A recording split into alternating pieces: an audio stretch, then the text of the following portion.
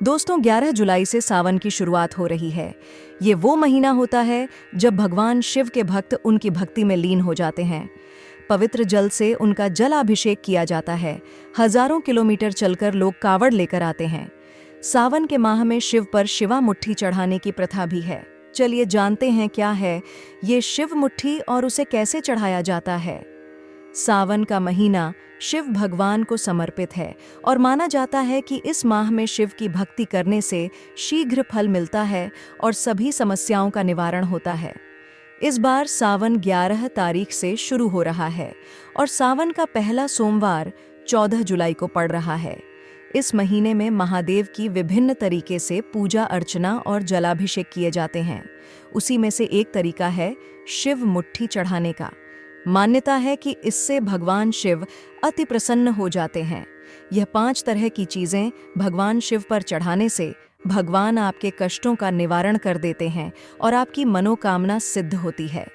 सावन में शिव मुट्ठी चढ़ाने की धार्मिक परंपरा सदियों से चली आ रही है। भगवान शिव को एक मुट्ठी अनाज चढ़ाया जाता है। 5 तरह के अनाज अपने मुट्ठी में भर के शिवलिंग पर चढ़ाए जाते हैं। तो चलिए जानते हैं कि शिव मुट्ठी में क्या क्या चढ़ाया जाता है। सबसे पहले आता है अक्षत यानी कि चावल। सावन के महीने में भगवान को शिव को अक्षय अर्पित करना अत्यंत शुभ होता है।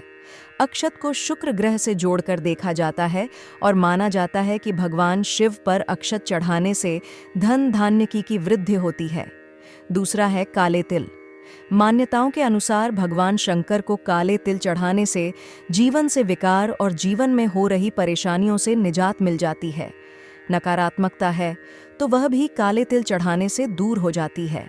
भगवान शिव को एक मुट्ठी गेहूं अर्पित करने से सांसारिक सुखों में वृद्धि होती है। साथ ही माना जाता है कि अगर आपके जीवन में विवाह संबंधी या संतान संबंधी कोई भी परेशानी आ रही है तो भगवान शिव को एक मुट्ठी गेहूं अर्पित करने से उन परेशानियों से मुक्ति मिल जाती है। ध्यान रहे कि यह गेहूं साफ होने चाहिए। चौथी है मूंग की दाल। भगवान शिव को हरी मूंग की दाल एक मुट्ठी अर्पित करने से आपके जीवन में रोग और शोकों से मुक्ति मिलती है। इससे सुख समृद्धि का वरदान मिलता है। हरी मूंग को बुद्ध का भी प्रतीक माना जाता है, इसलिए अर्पित करने से आपके जीवन में मानसिक शांति आती है और उन्नति के रास्ते खुलते हैं।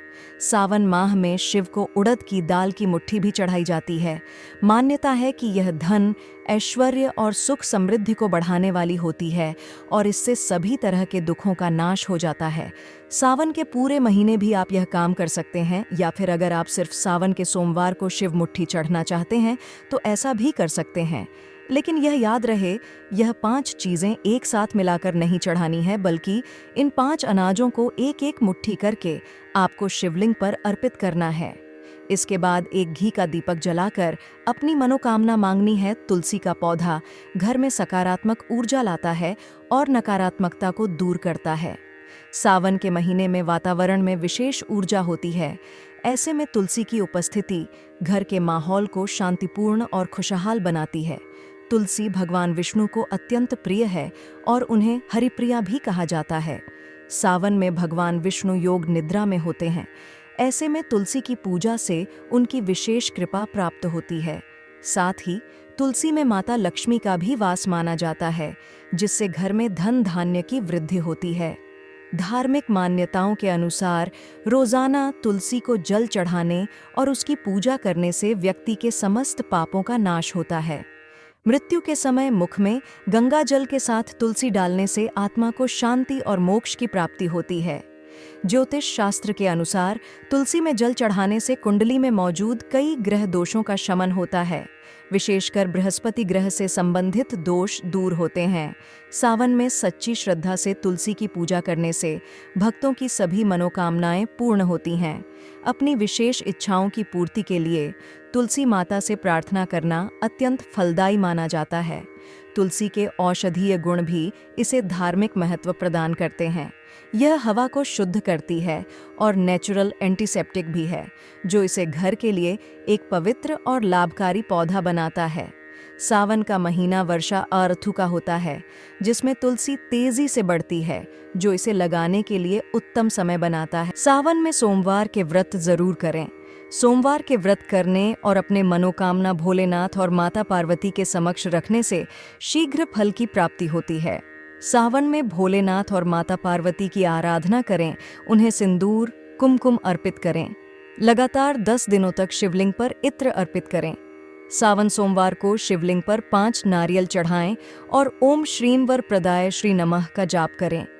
जिन कन्याओं के विवाह में देरी हो रही हो, विवाह के लिए योग्य कुंवारी लड़कियां सावन सोमवार के दिन बाल्टी में थोड़ा सा गंगा जल डालकर पानी भरें और स्नान करें। इसके बाद ओम नमः शिवाय मंत्र का जाप करें। किसी लड़के के विवाह में अड़चन आ रही है तो सावन के सोमवार पर शिवलिंग पर केसर मिला हुआ दूध चढ़ाएं। इससे शीघ्र ही आपके विवाह के योग्य बनने लगेंगे। सावन में शादी के कई उपाय किए जाते हैं। भोलेनाथ और माता पार्वती की कृपा पाने के लिए सोमवार के व्रत किए जाते हैं। सावन में पीले वस्त्र शुभ माने जाते हैं, खासकर विवाह योग्य लोगों के लिए। दोस्तों, शिव को इतना प्रिय क्यों है बेलपत्र?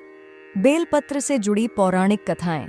दोस्तों, पौराणिक मान्यताओं के अनुसार इसके पीछे 2 कथाएं प्रचलित हैं। पहली मान्यता के अनुसार समुद्र मंथन के दौरान जब कालकूट विष निकला तो भगवान शिव ने उसे अपने कंठ में धारण कर लिया, जिस कारण से शिव का शरीर तपने लगा। विष के प्रभाव से शिव का कंठ जल रहा था। तब देवताओं ने उनकी जलन को शांत करने के लिए बेलपत्र के साथ जल चढ़ाना शुरू कर दिया, जिससे शिव को शांति और ठंडक मिली। तभी से भगवान शंकर को बेलपत्र चढ़ाने की प्रथा चली आ रही है। दूसरी मान्यता के अनुसार माता पार्वती ने वर्षों तक जंगल में तपस्या की थी, जहां बेल के पत्र चढ़ाकर ही भगवान शंकर को प्रसन्न किया था और शिव ने उनको अपनी पत्नी के रूप में स्वीकार किया था।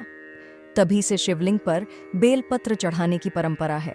भगवान शिव को यह अति प्रिय है। स्कंद पुराण के अनुसार बेल के पेड़ का जन्म माता पार्वती के स्वेद यानी कि पसीने से हुआ था।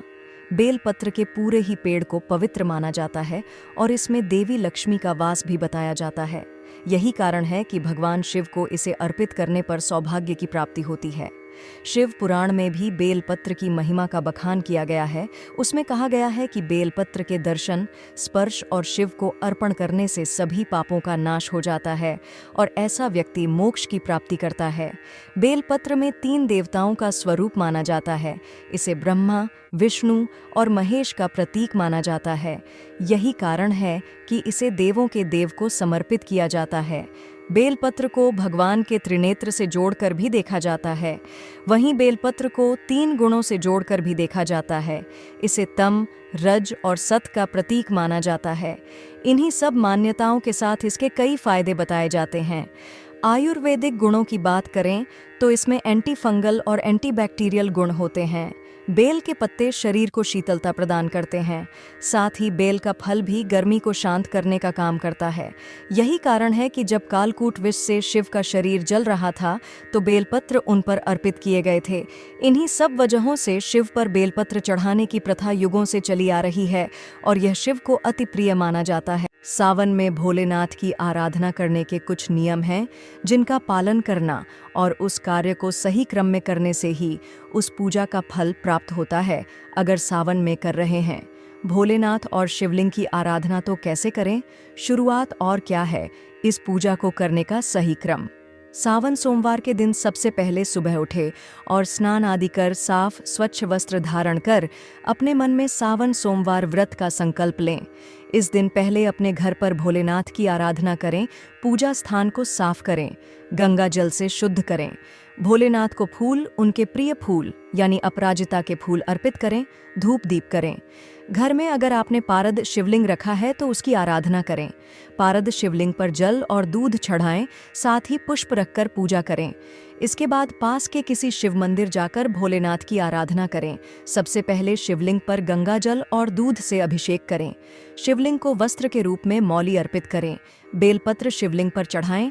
साथ ही शिवलिंग पर शिवजी के प्रिय फूल चढ़ाएं, जैसे धतूरा, आक का फूल और अपराजिता के सफेद फूल। शिवलिंग पर चंदन का लेप लगाएं।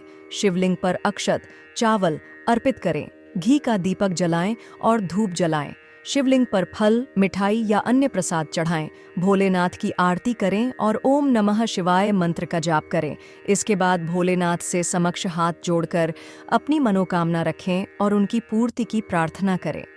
पूजा में हुई कोई भी भूल की क्षमा याचना करें। शिवलिंग की परिक्रमा करें, लेकिन जलहरी को न लांघें।